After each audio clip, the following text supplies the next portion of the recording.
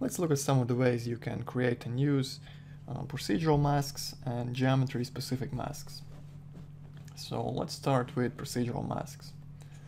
If you set up a noise map in the diffuse slot of your basic VRAM material and assign it to an object, and then turn on the preview, you're going to see that the size of the noise doesn't really match in what you see in the material editor and what you see in the viewport.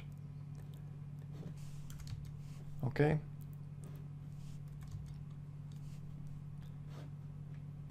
So if you render, you're going to see an even different result than what you get in the viewport. So the way you can try to fix it is by going to Options and changing the render sample size to 25. And this way the size of the noise will be quite a bit closer between material editor, the render, and the viewport. But the noise is still not gonna look exactly perfect in the viewport. So again, notice this little box on the top. It has some very tiny noise in the viewport, but it looks fine, and it looks fine in the render. And the only way to get around this is, at least the only way that I know of, is by using Solburn scripts by Neil Blevins. So go to neilblevins.com, find the Solburn scripts page, and just download and install these great free scripts. Okay, and once you're done that, just create a new toolbar and create a button for TextMap Preview UI script from that collection. Okay, so what it does, it launches this little dialog box where you choose what to render and which material editor to use. So for the classic or the compact material editor, choose the classic. Just click apply, okay, and you must have the map slot selected in the material editor, and it renders it out perfectly. So that's a great way to preview exactly how the map is going to look on your object. It's also great to quickly preview only the map you're working on if you have a very complicated material. Right, so now let's look at some types of procedural maps you can use with a 3D Max. So you have your noise, it's pretty basic. You have your regular, your fractal noise. You can adjust a few settings, but it's nothing that special and not too complicated.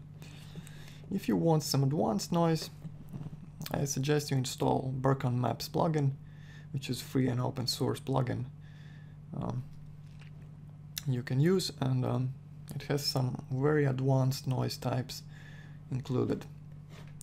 So once you install the plugin, you're going to see that you get these additional maps available. So let's say I'm going to use Berkan Noise, discard my old map. And basically it's a noise, but it has a lot more options available. You can choose between multiple types of noise, and you can adjust some settings for them.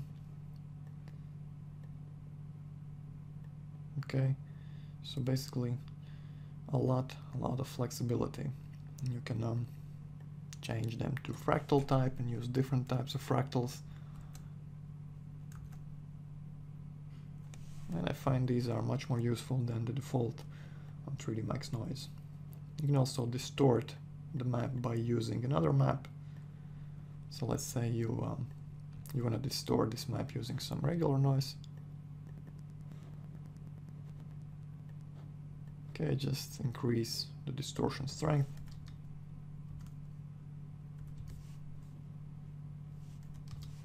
And adjust the size of this noise map here.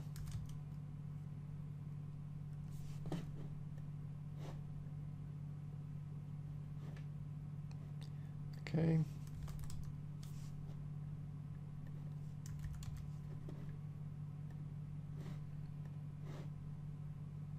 And you get all sorts of weird looking distortions. So Berkan Maps is Berkan maps is a great way to use some advanced procedurals, and I especially like the noise. Alright, so with the default settings, all these procedurals can look a bit boring. So what I usually do is I combine them using mix maps or composite maps to create some advanced nodes. So I'm gonna switch to Slate Material Editor so you can see the structure of the material a bit better. So let's create a new V-Ray material. Okay, and create a composite map in the diffuse slot. Alright. So in the composite map you work just like you would in Photoshop. You have your layers, you can adjust the colors for the layers, you can create masks for the layers, you can change the blending modes, just like layers in Photoshop.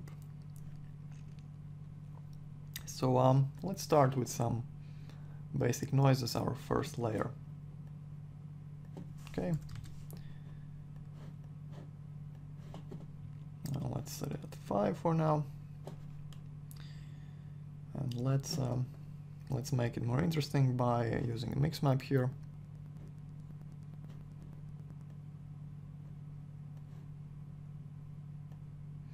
And the noise is going to be our first color. The second color is going to be black, and we're going to mix it with some other noise. Okay, sorry, wrong map. We're going to mix it using some different noise. So let's go to that second one. Let's make it smaller and play around with some contrast values. Alright, and this is the resulting mix. Looks a bit better than the default noise already, but let's make it more interesting by adding some more layers to our composite map. So for the first layer I'm going to use some Berkan noise, change the size, maybe try some different type of fractals.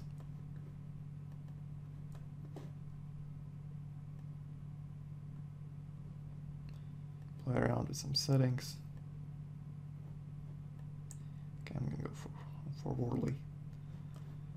And okay, kinda like it. Let's make the bright colors stronger. You can do that by adjusting the noise threshold. So lowering this high value makes the white stronger, and increasing the low value makes the black stronger, just like using levels in Photoshop or other image editing or other image editors. Alright, so I like this map, and let's try some blending modes to mix it together with a lower layer.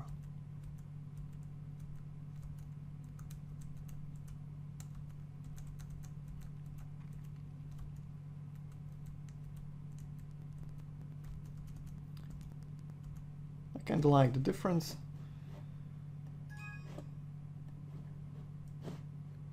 Okay, if the text map preview doesn't work, change it to use Slate Material Editor, and now it should work. Okay, interesting map. Let's go on. Let's add another layer. And in that layer I'm also going to use some Berkan noise. I'll reduce the size to maybe 10.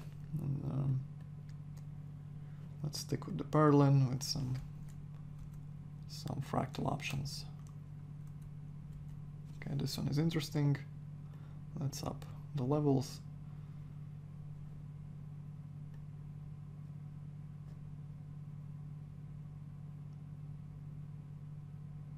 Alright, and let's increase the contrast.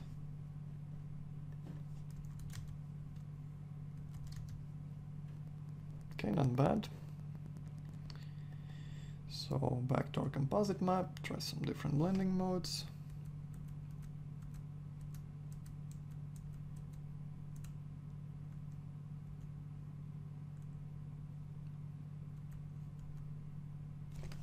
And I think I'm gonna go with multiply.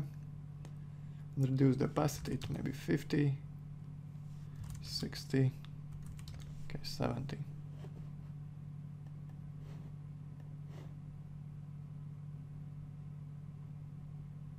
All right, and then let's add a new layer, which is gonna be some basic cellulars.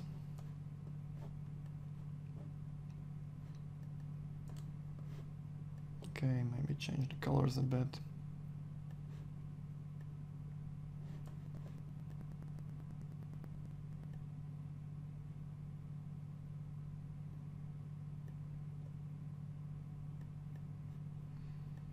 Okay, and just play around with the values until you get something interesting. I think it's a bit big, so I'm going to reduce the size to maybe 3 and try some blending modes.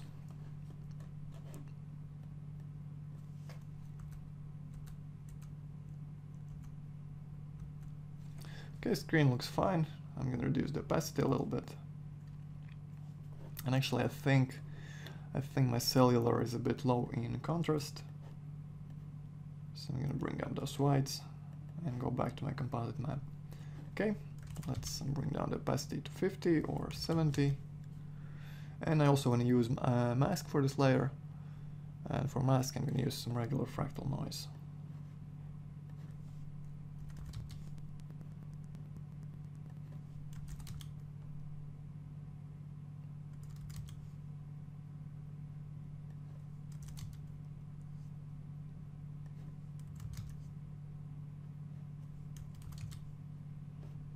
All right,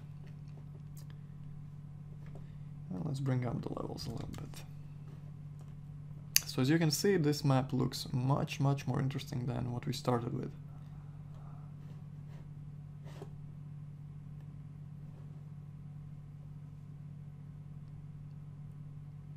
And if you combine these procedurals using some mixer composite maps, you can get some very nice looking results, instead of using them with the default settings. And I think this would look nice as a reflection map or as a bump map. So let's try it as a reflection map. And maybe blur the reflections a bit.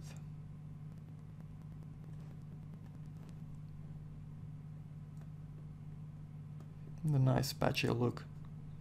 Okay, so that's how you use those procedural maps.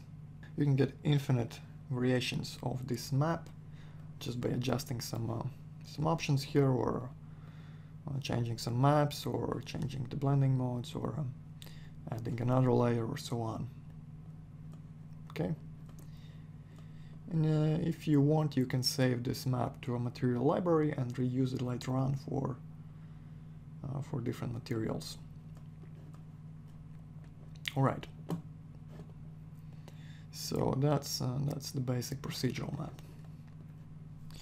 Now what I'm going to show you next is how to create geometry specific maps or geometry specific masks. So let's start with a basic V-Ray material, and the first map I want to show you is ambient occlusion or V-Ray dirt, and I'm going to assign it to my diffuse map slot. Okay.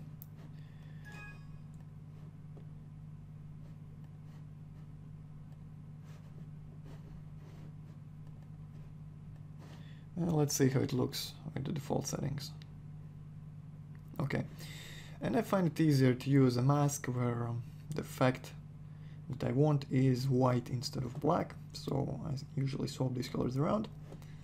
So now the dirt will be white and the rest will be black. Okay, and you can adjust some parameters here if you wish. You can invert normals for assigning the effect to the outer edges, and you can make the fall off a bit contrast here by increasing the fall off value here and distribution, and this should bring the effect closer to the edges, like that.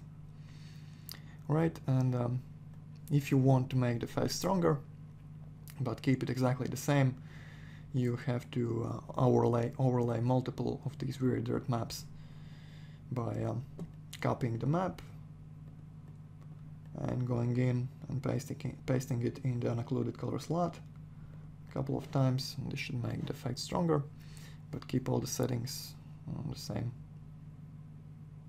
Okay, or you can go a different way and just run the map through an output map and use those color clamping options to adjust it. So the way this works is you go to your output, enable color map, and just add 2 points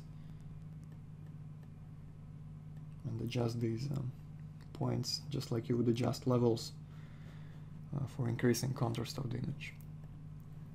This should make the whites a bit stronger, but not... okay, the effect is a bit too dark, so I'm gonna bring the whites more to the left.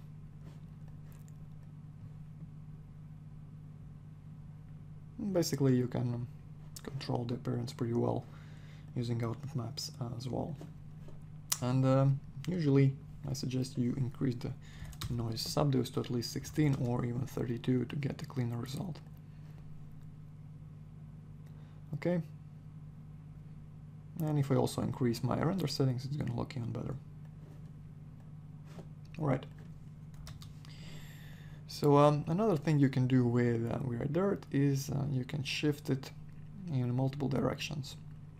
So for example, if you want to shift it downwards on the z-axis, you use a positive z bias value. And you can see that it sort of leaks down from those outer edges.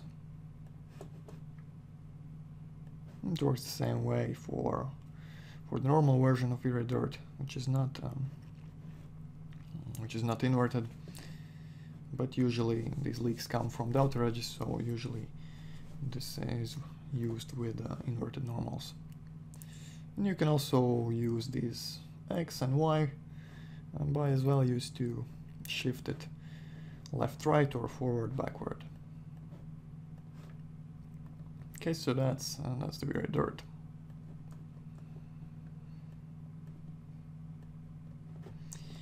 Okay, so the next map I want to show you is the fall-off. Basically, the way you use it is by creating a fall-off map and setting it towards away, and change the fall-off direction towards the axis. And this is the way I use it for old materials where the dust is needed or splashes from the bottom or stuff like that. And when you adjust these pointers here, you want to make sure that the transition happens a little bit above the midpoint. I find that it gives the most natural effect. Right? And it's great for adding some dust or even some snow.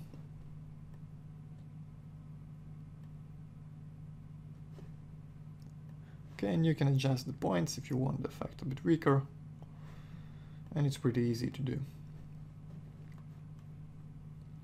Okay, so that's the fall-off.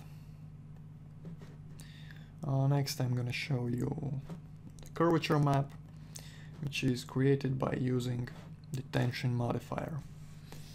And to get this plugin, you have to go to rpmanager.com, and it costs $20 for commercial use, but it doesn't have any licensing, so if you do not use it commercially, you can probably use it for free. Right, so install that as well.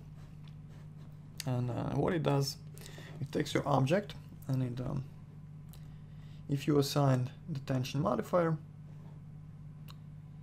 okay, so the first thing I do is disable these tension options here and disable the relative to reference pose option, and then toggle on the vertex colors, and this is the result.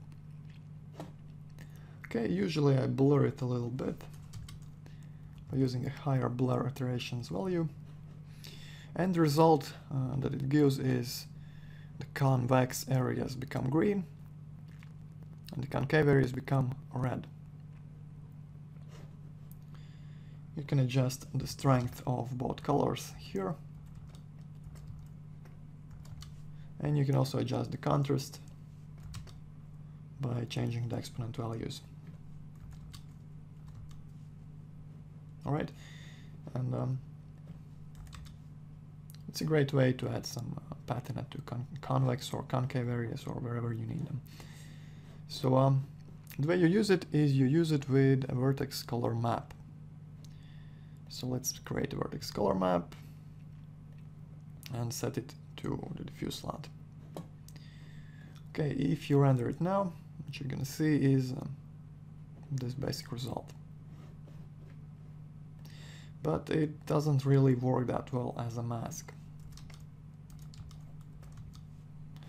So what I suggest is that you change your vertex color options to use a channel, either red or green, and this gives a black and white mask instead of that colored version there.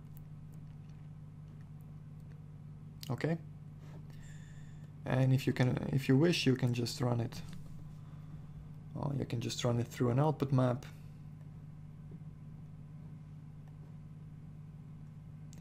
The same way that you would for ViriDirt. And this should make the effect much stronger and much more concentrated. And you just adjust these little points here to get any effect you like. And it's pretty flexible. Right, and if you wish to use it with the concave areas, just change the channel to red. And now the mask affects only the concave areas. Okay. Let's change that back to green for now. And the final mask I want to show you is the gradient, and the way I use it is by adding a UEW modifier, making sure it's oriented vertically, or whichever way you need it. And just click this fit button to fit it exactly to the dimensions of the object. Alright, and make sure you change the mapping channel to a different number than the one you use for your textures. Basically any unused map channel. And then, for example, if you use a gradient in the diffuse map or in the mix map or wherever, you just go to your gradient, change the map channel to the one you used for this planar map, and the result you get is this. You can change the midpoint of the gradient however you want by shifting this second color position. You can also change the contrast by adjusting the output values here in the enable color map options. You can invert it. You can also rotate it, for example 90 degrees or 180 degrees or however you want. And it's a great way to add a mask to a specific side of your object. Okay, so with the default settings, all these masks look very unnatural and quite boring. So let's see how we can make them a bit more interesting. So let's say we have this vertex color map. Let's render. This is the result, and I want to make those white areas a bit more natural. And to do that, we're going to use a mix map. Okay, right here. And basically the vertex color is going to be the mix amount. And since I want to add the texture to the white colors, to the white areas, I'm going to set up either a bitmap or procedural map in the white color slot. So let's say we're going to use the same procedural map we just created. Okay, just going to drag it down here so I can assign it over here. And basically now the white areas should use that texture and the rest should be simply black. Alright, and you can also increase either the contrast of the whole map by adding an output map here, or you can adjust that composite map by running an output map in here. Alright, so let's try and bring up the contrast by creating a new output. Okay, turns out you don't need a map here. You just you can just adjust the output options here in the mix map slot, in the mix map output section. Some maps have this output section, some maps don't, so sometimes easy to forget which ones do and which ones do not.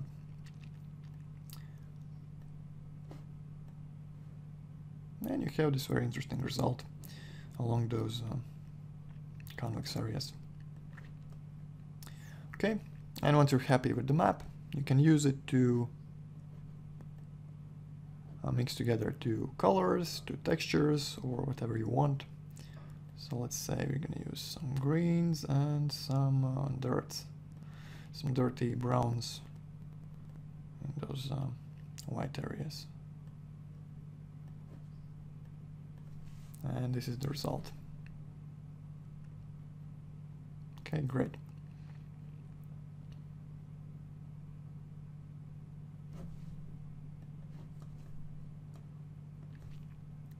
Right, and that's how you use procedural masks and geometry-specific masks in 3D Max.